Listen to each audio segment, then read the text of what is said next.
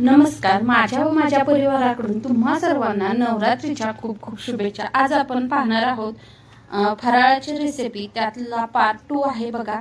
एकदम सोपी, साधी आणि झटपट होणारी अशी ही रेसिपी आहे। आपण 9 दिवस उपवास धरतो, तर प्रत्येक दिवशी शाबू तांदूळ खाणं आपल्याला शक्य नसतं, कारण ते पचायलाही खूप जड असतो। तर तेच खाऊन कंटाळा आलेला असतो, किंवा कोणी घरी सवासनी ज्या उपवास पकडतात त्यांना जेवायला बोलवतात, तर काय करायचं, तेच शाबू वडे किंवा शाबूची खिचडी हे दोन प्रकार सोडून आपल्याला खरं तर आता नवरात्रात खायला आवडतं। तर आज आपण बनवलेली आहे बघा मस्त असे बगरीच्या पिठापासून पुरी, आणि त्याच बरोबर मस्त अशी चमचमीत पनीरची भाजी। तर आज आपली पुरी भाजीची रेसिपी आहे। व्हिडिओ कुठेही स्किप न करता कंटिन्यू पहा। ही उपवासाला चालणारी बटाटा भगरीची पुरी आणि पनीरची भाजी आहे। चला तर मस्त अशी रेसिपी पहा तुम्ही, आणि नक्की तुम्ही तुमच्या घरी करा। व्हिडिओ आवडला असेल तर आपल्या मित्रमैत्रिणींना नक्की शेअर करा, आणि जाता जाता एक लाईक नक्की करून जावा, आणि जर व्हिडिओ आवडला तर एक कमेंट नक्की करा। चला तर व्हिडिओ स्टार्ट करूया।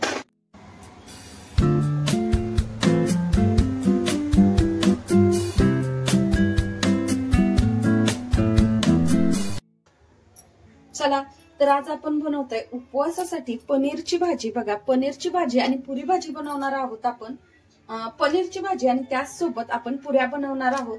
तर मी 200 ग्रॅम पनीर जे आहे त्याचे पीस करून घेतलेले आहेत, आणि बघा त्याच्या ग्रेव्हीसाठी लागणारं साहित्य: खोबरं घेतलेलं आहे, 1 चम्मच मगज बी, त्याचबरोबर अद्रक, काजू, आणि लाल झालेली आपली हिरवी मिरची जी असते लाल झालेली ती घेतलेली आहे 2। सगळ्यात पहिलं तर आपण हे मिक्सरला बारीक करून घेऊया। हे पनीर जे आहे ते आपल्याला तळून घ्यायचं आहे।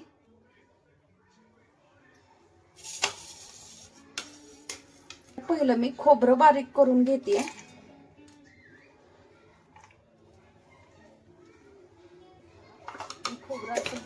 हे मी बारीक करून, त्यामध्ये आपल्याला हे सर्व साहित्य टाकून घ्यायचं आहे। मगज बी थोडीशी भाजून घ्यायची, आणि काजू पण थोडेसे भाजून घ्यायचे आहेत। चला आता हे सर्व साहित्य एकत्र फिरवून घेणार आहे। हे बघा असं झालेलं आहे। तर ह्याच्यामध्ये पाणी टाकून आपल्याला मसाला बारीक करून घ्यायचा आहे, जशी की आपण ग्रेव्ही बनवतो त्या पद्धतीने। हे पहा, पाणी टाकलेलं आहे आणि बारीक करून घेते। आपली ग्रेव्ही एकदम छान अशी तयार झालेली आहे। आता आपण भाजी करायला घेऊया। त्याचबरोबर एका भांड्यात पाणी घेतले, तेल टाकायचं आहे। हे पनीरचे तुकडे टाकून घ्यायच्यात आणि तळून घ्यायचे आहेत।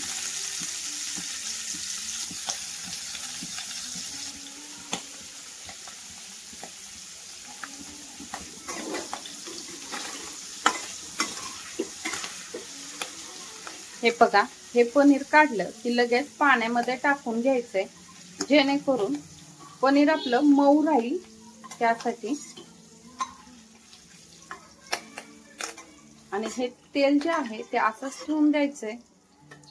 आहे ती लाल मिरची आहे ती टाकून घ्यायची। तिखट हे आपल्या चवीनुसार कमी जास्ती करा, कारण आपण ह्याच्यात लाल मिरची बारीक केलेली आहे। चला तर आता हे जे आपण ग्रेव्ही केलेली आहे ती टाकून घेतली बघा,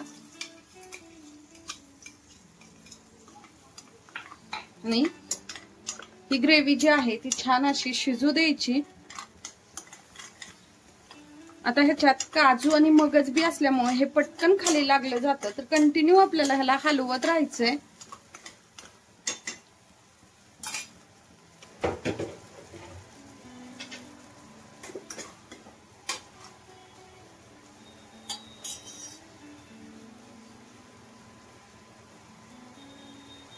आपण ज्याप्रमाणे बाकीचे मसाले शिजवून घेतो थोडं थोडंसं पाणी टाकून, तसंच हे पण मसाला शिजवून घ्यायचा आहे।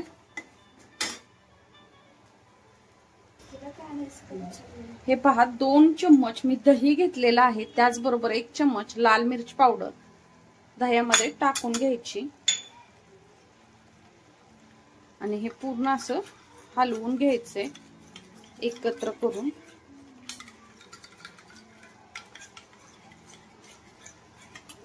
तर आपल्याला हे मसाल्यामध्ये वापरायचं आहे. छान शिजत आला ना, थंड दही याच्यामध्ये वापरायचं नाही, नाहीतर आपले जो मसाला आहे ना तो फुटतो बर का. त्याच्यामुळे थंड दही नाही वापरायचं. जर तुमचं दही खूप थंड असेल तर थोडस बाहेर ठेवा फ्रीजच्या काढून आणि मग ह्याच्यामध्ये वापरा. तर हा मसाला छान असा शिजवून घ्यायचा आहे. छान आलेला आहे आपल्या पनीरच्या भाजीला. त्याचबरोबर आता मी ह्यातलं जे पनीर आहे ते साईडला काढून घेते. पनीर पाण्यामध्ये टाकायचं कारण म्हणजे अगदी मऊ मऊ पनीर होतं, त्याच्यासाठी पनीर पाण्यामध्ये टाकून ठेवलेलं होतं. असे शिजत आलेले आहे. तुम्हाला हवं तेवढं पाणी ह्याच्यामध्ये टाकू शकता.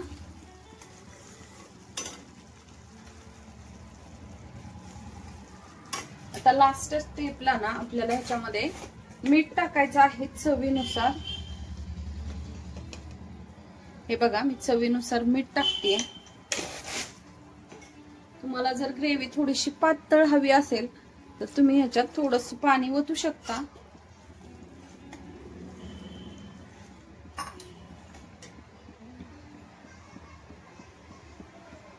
तुम्ही जर कोथिंबीर खात असाल तर कोथिंबीर वरून थोडीशी कट करून टाका, किंवा तुम्ही मसाला बनवता त्या स्टेपला तरी कोथिंबीर वापरली तरीही चालेल. हे बघा आपली ग्रेव्ही छान अशी शिजत आलेली आहे. आता आपण पनीरचे तुकडे ह्याच्यामध्ये टाकून घेणार आहोत आणि 1-5 मिनिटं उकळवून घ्यायचे पाणी. सॉरी 1-5 मिनिटं भाजी आपल्याला उकळवून घ्यायची आहे.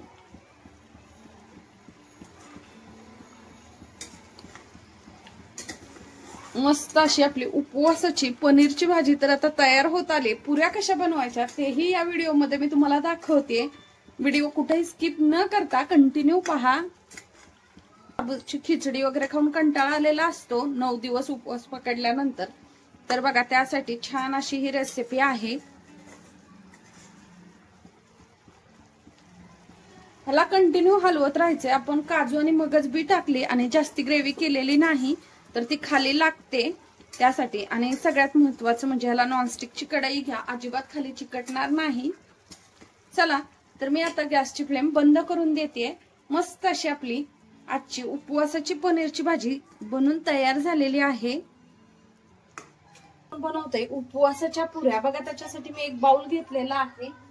त्याचबरोबर हे 2 मी शिजवून बटाटे घेतलेले आहेत. शिजवलेली बटाटे आहेत तर ती हाताने अशी कुस्करून घ्यायच्यात बर का.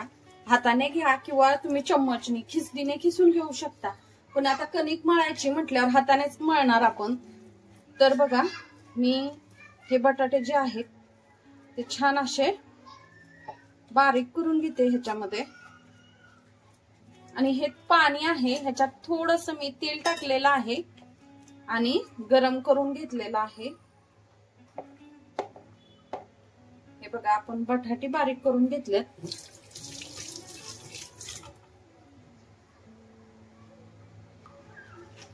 चवीनुसार मीठ,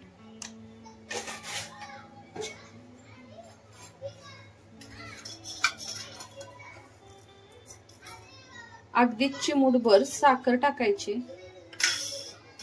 टाकलेलं आहे. त्याचबरोबर हे जे आहे ते भगरीचं पीठ आहे. भगरीचं पीठ टाकायचं आपल्याला. भगरीच्या पिठाच्या आपण पुऱ्या बनवणार आहोत. आता आपण मस्त असं बटाटा, चवीनुसार मीठ आणि भगरीचं पीठ टाकलेलं आहे. हे 2 मोठे चम्मच दही आहे बघा. दही आहे ते मी ह्याच्यामध्ये टाकून घेते आणि पूर्ण हाताच्या साह्याने आता मी हे एकत्र करून घेते. आपल्याला छान असं पीठ मळायचंय आता ह्याचं. तुम्ही जर जिरं खात असाल उपवासाला तर जिऱ्याची पूड करून टाका. 1 नंबर पुऱ्या लागतात ह्याच्या.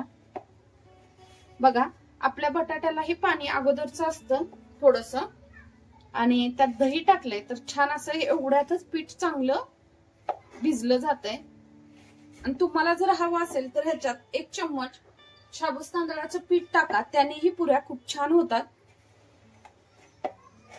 हे पहा, थोडस लागेल असं कोमट पाणी आपल्याला घ्यायचं आहे. जास्ती गरम नाही, कोमट आहे फक्त. आणि ह्याचा छान असा गोळा मळून घ्यायचा आपल्याला पुऱ्या लाटण्यासाठी. जास्ती सैल असं नाही मळायचं, घट्टच पुरे पीठ मळायचं आहे आपल्याला. आणि बटाटा जो आहे तो पूर्ण असा मॅश झालेला पाहिजे, जेणेकरून पुरी लाटताना आपल्याला तो मध्ये मध्ये नाही आला पाहिजे.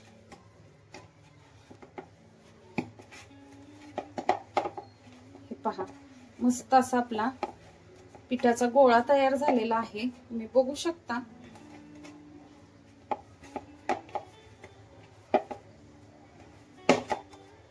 अशा पद्धतीने मी पीठ मळून घेतलंय. अगोदर चेक करून घ्यायचंय पीठ चिरतय का वगैरे. पीठ भगरीचं पीठ जे आहे त्याला चिकटपणा नसतो, तर ते पीठ चिरलं जातं. त्याच्यासाठी आपण 2 बटाटे आणि 1 वाटी भगरीचं पीठ घेतलेलं आहे. याला तेल वगैरे लावून ठेवायची गरज नाही, फक्त पाण्याचा हात लावून मी 5 मिनिटं ठेवून देणार आहे. तर आता आपण 10 मिनिटं झालेले आहेत, त्याच्या पुऱ्या लाटून घेऊया. बघा, मी पोळपाट लाटून घेतलेला आहे. ह्याच्या आपल्याला छान अशा पुऱ्या लाटायच्यात. एका साईडला तेल गरम व्हायला ठेवून देते.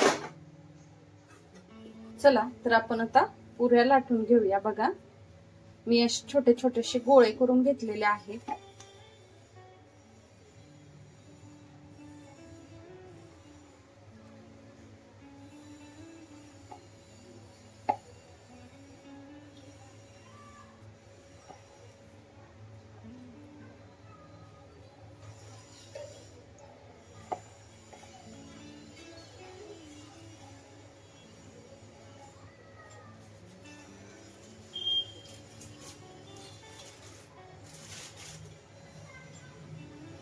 हे पहा, मी ह्याला थोडस वरवीचं पीठ लावणार आहे,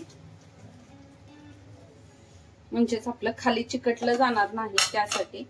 बघा, थोडसच लाटून पुऱ्या बनवून घ्यायच्यात आपल्याला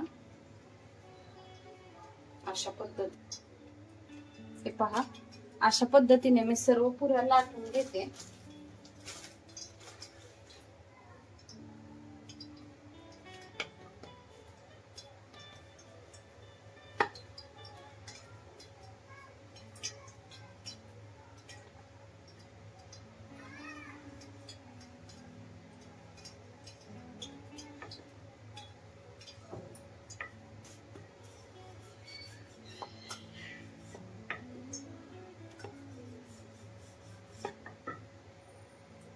हे पहा, अशा पद्धतीने मी सर्व पुऱ्या लाटून घेते आता. आणि तेल एका साईडला गरम करून घेतलं. तेल जे आहे ते गरम झालेलं आहे, त्यात आपण पुरी सोडून घेऊया.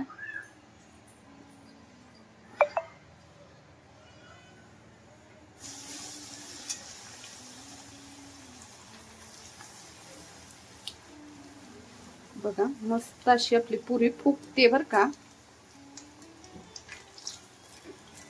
छान अशी टंब आपली उपवासाची पुरी आता फुगलेली आहे, तुम्ही बघू शकता. घ्यायची.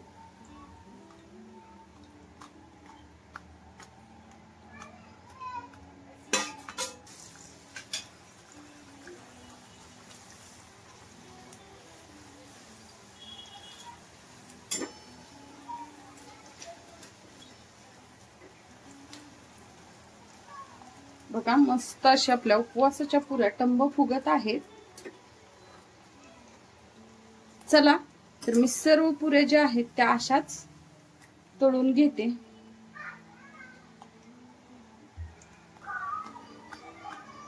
तेल राहू नये म्हणून पूर्ण अशा